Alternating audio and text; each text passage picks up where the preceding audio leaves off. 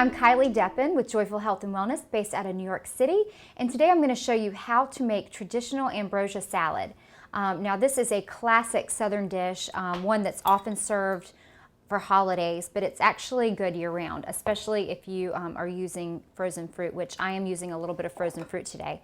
So we're going to start out, and you're going to want to combine about 3 mandarin oranges, peeled and seeded and also diced into bite-sized pieces. Now, if you can find seedless oranges, I highly recommend it. You're going to save yourself a lot of time and trouble. Okay, and then to that, I am using some frozen pineapple. If you can find fresh pineapple, that's great. This is 2 cups of pineapple. And to that, I'm going to add 1 cup of cherries. And I'm using frozen cherries today. Please do not use jarred maraschino cherries because those things are really terrible for you, and they're full of all kinds of bad stuff, and they do not even taste remotely close to what a real cherry tastes like. So if you can't find cherries, or if you don't like cherries, feel free to substitute with grapes or whatever fruit you like besides that. So we've got our oranges, our pineapple, and the cherries all together, and let's start making our dressing.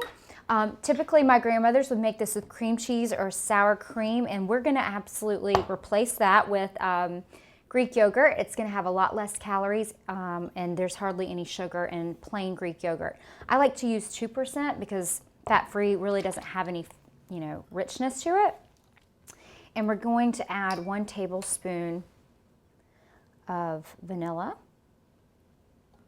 which is going to give a lot of flavor. You could add a little bit of honey or agave if you wanted to add a little bit of sweetness, but I think there's already kind of a lot of sweetness going on in the salad with all the fruit.